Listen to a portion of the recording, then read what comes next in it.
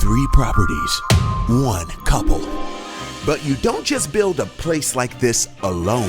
It took an entire community to bring it to life. Welcome to Whimzeyland, aka the funkiest yard in Florida. It's strange, it's weird, but somehow it just works. What do you think? First impression? Awesome. Would you do your house like this? Never. In the late 80s, Todd and Kiara Linda just bought their first home. It was just an ordinary house in Florida. 4 decades later, and after thousands of glass bottles and literally hundreds of bowling balls, they built this. Well, everybody wants to see the bathrooms here, so there are a lot of recycled materials. Wow, okay, so where are you getting all of this stuff? And listen, the yard is just the appetizer. Just wait until you see across the street, the crazy house. And if you're looking at the outside thinking that this is wild, what? You won't believe what I found inside. This place is a vibe. Y'all, it gets even more insane. Have you ever seen a building made out of glass? You'll never guess what's waiting inside for us. All of that fuels this. It does, yeah, a large portion of it.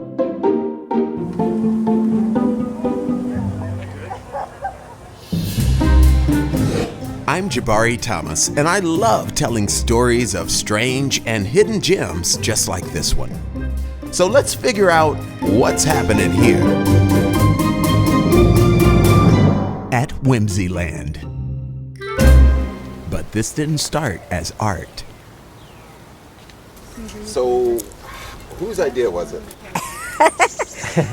You were always doing painting your bicycles and painting your walls. And yeah, when we got together and bought Whimsy, it was beige, and that's not a color in our wheelhouse at all. So we started painting at different colors, and then each iteration it got brighter and brighter and wilder, and the people that would walk around engaged us more and walked up on our yard more, and it just became so much fun. We didn't do it on purpose, we just did it because we wanted to live in it.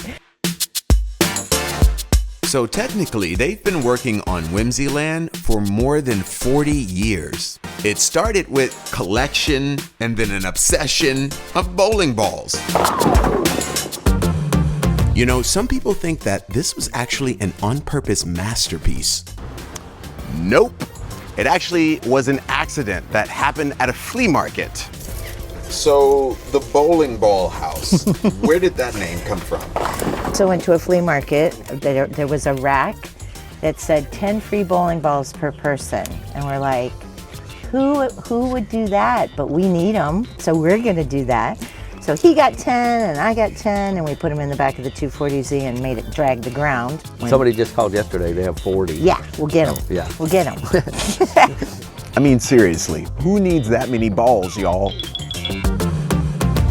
Todd and Kiara Linda didn't see these bowling balls as insane. Most people saw it as junk, but Todd and Kiara Linda saw it as something else entirely. Believe it or not. And we painted them. Yeah, all the ones down by the road were painted by neighborhood kids like 20 years ago. But a lot of those kids still come around, and some of those kids have turned into artists. So when we live in Chicago part-time, there was a woman there that did something called a celebrity chair auction. Her big superstar was Muhammad Ali. We, as artists, would do a chair with a person. Muhammad said to Todd, because he's got that long hair, like Jesus does, that he looked like Jesus. And we were like, wow, coming from you, dude, that's pretty cool. If you think Whimzeyland is wild, you ain't seen nothing yet. They have 3 more properties within a mile of each other. But if you love discovering hidden gems and untold stories, hit that subscribe button for me. and you can actually visit Whimzeyland yourself. And who knows, maybe walking through Whimzeyland will inspire you to create something outside the box. And to be honest, it really goes both ways. Todd and Kiara Linda, who wanted me to assure you that they are not hippies, don't just put up with folks walking through their yard randomly. They actually welcome it. How did you hear about this place? We just look every night looking at what else is there to do? What can we find? And this came up. What do you think? First impression? Awesome. Would you do your house like this? Never. But I love it. But it's good to look at when somebody else does it. Doing it. Yeah. And a lot of times they've had guests bring their own inspirations. They sometimes come back and tell us what they've done, or they specifically tell us that they're here for inspiration, and then we have no idea what they go and do with it. But that's okay, as long as it does its job. You know, we're used to it, really, just because it's been gone on so long, and we can, even when people are wandering around, we can still work. So And sometimes like, we're inside and we don't yeah. come outside, but when we come outside, we meet the coolest people. And then we, of course, direct them to the art center. But, you know, we just like navigate. And I mean, if I need to go somewhere really fast, I'll just say, excuse me, and like get to the car and just keep going. And they don't know where I've come from and what I'm doing. Now, I don't know about you, but waking up every morning, watching people walk through my yard, But you gotta admit, having visitors from all over the world because they heard about your yard is kind of cool. Search for Safety Harbor, yeah. and this was like the first thing that came up. First thing that came out was Whimzeyland. This is the owner, by the way, so I'm interviewing the owner, and you're walking through her yard, and she loves it. And thanks for coming. Well, thank you for sharing. Yeah. So see, your name is the first thing that comes up. It's crazy. Yeah. In fact, we're on like so many lists that it's gotten kind of wild. I know a long time ago we had like some people from Gainesville came, professors, and they had seen it on fedors, Italian fedors. We're in that book for some reason. I don't know how or why. I hear a crowd. There might be. You have a whole party going on in your yard. I think so. You have to go check on them?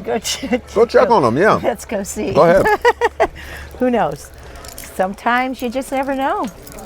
Todd might be Is Todd cracking open cracking open a bottle or Yeah. something. He's talking to him. He's making him. Sounds like the party's over here, folks. Having a party? Are you having a party in my yard? Look at Yes. them. Yay. Oh, all these people. Yeah? Wow, okay, so where are you getting all of this stuff? So we make some of it. This is the first body of work. Oh, this was Plexiglass. These plexiglass guys. And there's other parts of it around somewhere. Those are really, really old. And they're broken, but we still keep them because we created them.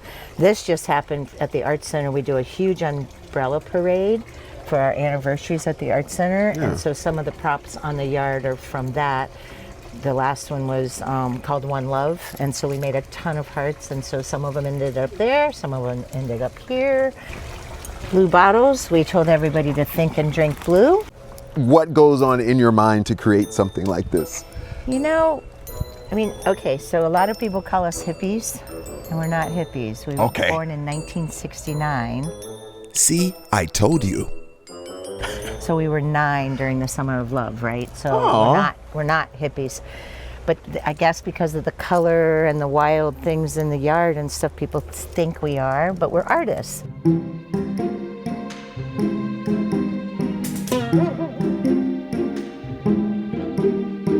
So there's a geocache on the property. There used to be one a long time ago, and then somebody just asked us, a new one came on, and then she just asked us if she could put one at the Art Center. Sell anything in the yard? People come by and be like, hey, can I buy that?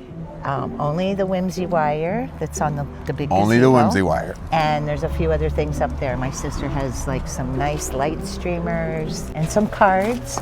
So when your artist's brain thinks of something and Yeah. your other half says yes, you just kind of do things.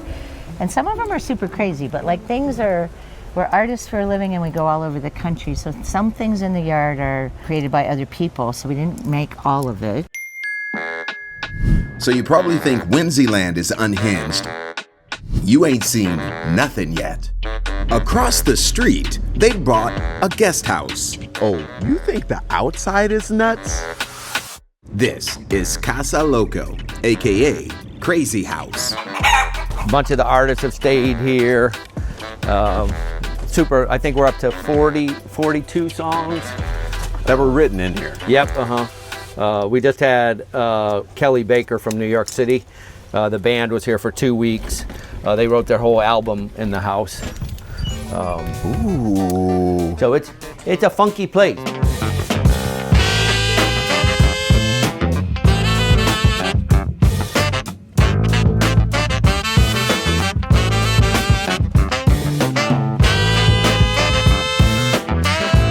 The inside looked like Crayolas exploded inside. Wow. And then there was a band that was just here called Banshee Tree from Boulder, Colorado, and their album dropped the day they were here, so they set up their whole band in here, and then they did a live stream from in here, and they got tons of views on it.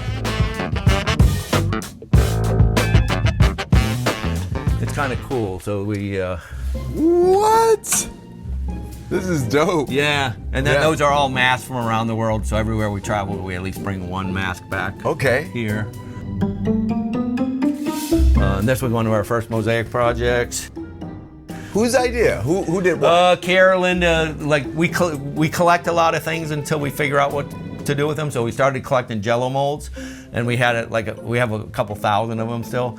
And so then we had artist friends here, and we're like, hey, what if we put them up on the ceiling? We're like, okay. So we all sat here and like sorted them and did them.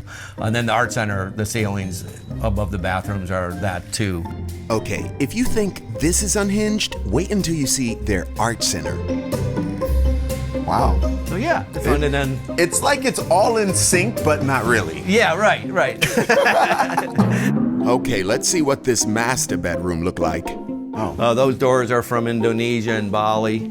All the furniture in here is from India. We kind of work together on a lot of things, but it's kind of, until we have a bunch of the same kind of items, then it kind of makes sense to do something with them, so. But like the chickens, we've collected the chickens and roosters forever. A lot of the artwork in here is Mexican artwork, so that's why we call it Casa Loco. I guess that will cock-a-doodle-do it. Jeff Daniels, the actor, did a press conference from in here about raising money for the art center. It's a pleasure to help out Todd and Kira Linda here at this Safety Harbor Art Center to be. It's a wonderful thing you guys are trying to do. Okay, so you have Whimzeyland and Casa Loco. 2 kaleidoscope fever dreams. But here's where the story shifts. All of it funds this. The Safety Harbor Arts and Music Center. Locals call it SHAMc, and wait until you see it inside this bad boy. But y'all, this ain't just another quirky building. I mean, it is. But all this fun has a serious purpose, and they have another guest house, y'all. So we started probably the first show, 20 people maybe came. Yeah. And then they kept getting bigger and bigger, and we started having more famous musicians play for us. We don't plan a lot of things, we just kind of do them. But everything fell into place. So we're coming up to the 10th anniversary. Art collective at the art center got built. I mean, the people that liked it would start coming to the house concerts and doing the things that we would do in the yard, help us make the decorations for the big Christmas installations. So they're friends, but they're also kind of became a collective, an art collective. And so they transferred to the art center. And so now some of the best people run our art center for us. When we're gone, we leave for 6 months and they still do it. Okay, so I'm gonna give you guys a little tour on the inside of the art center to show you what they do. But first, let's go inside the music center. Okay, so this is Safety Harbor Art and Music Center. This is our nonprofit that we started. The building took us 4 years to complete because of the mosaics and getting through hurricane code and all of that. Whoa!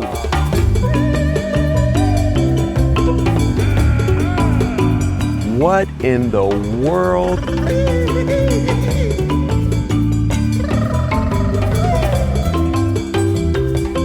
There's so many umbrellas in here.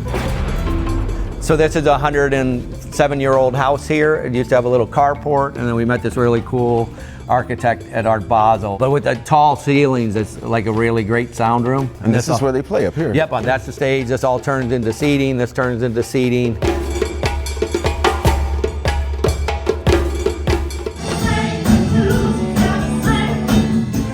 So all the bands that have played for us are single artists, love playing here.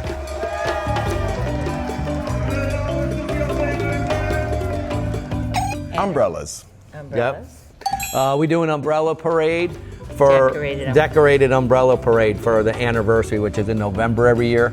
So we usually have a couple hundred people with umbrellas, and we just do an impromptu parade. It's like a second line. Yeah, very much, very That's second right. lining. That's Yeah, exactly yep. what. We do the second line. Yep. It's gonna rain, Florida. And when you stop by, don't forget to march into the gift shop. It's inside the 100-year-old house attached to the music center. Okay, so here's the part where I thought I was gonna get a little moment of privacy. Show me bathrooms. Yeah, the bathrooms are. Everybody wants to see the bathrooms here, so there are a lot of recycled materials. We tell people to look at the bathrooms and you don't have to use the bathroom. Okay. Okay, let's talk about these bathrooms. So Pieces of art, too. you can look at the ceiling. Oh! I see that Crayola spinning here. Yes! Go, girl! What's on the ceiling? Is these all just caps? Yeah, it's Bottle all just caps? plastic caps off of milk jugs and detergent. We just had people save them for us. And then more Jello molds and stuff up on the ceiling of that one. More Jello molds. They probably had some left over from Casa Loco, if you recall. Another different bathroom. Oh, well, then as we were building this, this is done by John Whipple. So a bunch of artists that we knew in Florida would come and make panels. So there's about 10 pretty famous artists that did big panels for us. And a little different. Oh!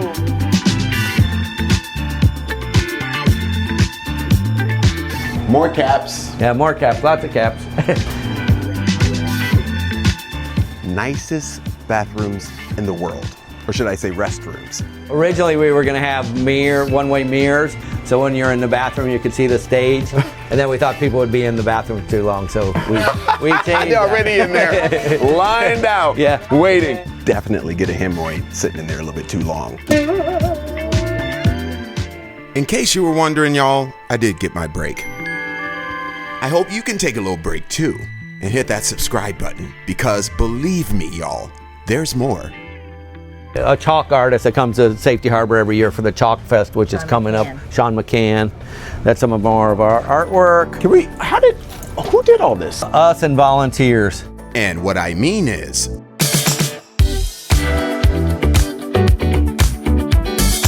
this 300 panel glass mosaic that surrounds their music center. I mean, have you ever seen anything like this? So, Piece by piece? Yeah. Yep. So that's what happened at Whimzeyland. These are 3 by 5 foot panels that Todd would cut. One woman cut 95% of the glass, or the mirror. Her name's Jan Stifler. She just stood on the yard and cut and put it in buckets.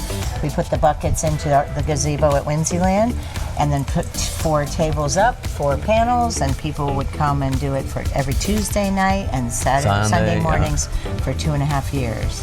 And they would say, well, I don't know how to mosaic. And we said, well, you're gonna learn. Oh, And boy. if they liked it, they came back and brought friends. And if they didn't, then we never saw them again. They actually teach you how to make mosaic glass just like this right next door. Downstairs, it's all about the community, teaching classes and making art. But right upstairs, sharing a wall with the performance hall, is their second Airbnb. And knowing Todd and Kiara Linda's style, I knew this wasn't gonna be your standard hotel room. And I was kind of right. But first, the real reason behind it all. We have a new director at the Art Center now, and she's crazy great on fundraising. She's crazy great on our mission of what the Art Center is supposed to be. So we've got kids that don't fit in great anywhere, but that we have programs they come to and they make artwork and they connect with other kids. Here, Linda and Todd would have a lot of people from the community come over under the gazebo and make art. And so they needed something bigger for their concerts and for their classes. Or a bunch of kids were scheduled to come in, and Todd's like, do you know anything about kids? And I was like, I do, Todd. I was a principal for a long time. He's like, well, there's a lot of them coming in. Will you do something with them? And I was like, sure. So I ran a big program, and I was living in North Africa at the time, and Heather called me really every day and said, will you please come back and launch an education program for the Art Center? Tonight is Teen Art Night. It's a free night every Wednesday from 5 to 7, and that's my whole heart as an educator. After 6 months of launching education programs, I said to Todd and Kira Linda, you guys need to be thinking about this as a whole, not just this is the music, this is the arts, this is the gallery space. We're a collective and we need to present that way. So they agreed, and so now here I am sorting through stickers. And now it's time to head upstairs to their other guest house. Judging by the other place we visited, I wonder what it's gonna be like inside here. Single artists, like if it's a guy with a guitar, they love staying here because they can stand here and watch the crowd come in down there, and then they just walk with their guitar onto the stage. Okay, so this guest house isn't as unhinged as Casa Loco, but it definitely does have a Whimzeyland flair to it. Not that bad.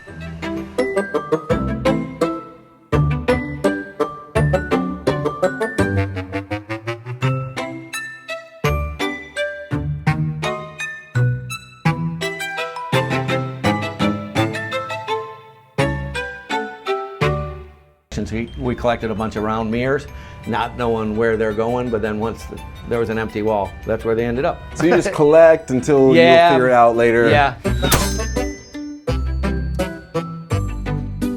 And then saying this is, what's her name, Jennifer?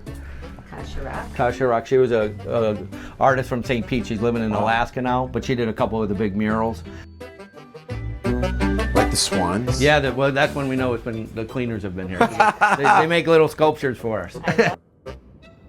So it turns out that the funkiest yard in Florida isn't just an eccentric display of bowling balls and plastic caps. It's the heartbeat of an entire creative community. You have Whimzeyland, right? Yeah. Your home. And you invite people to come out.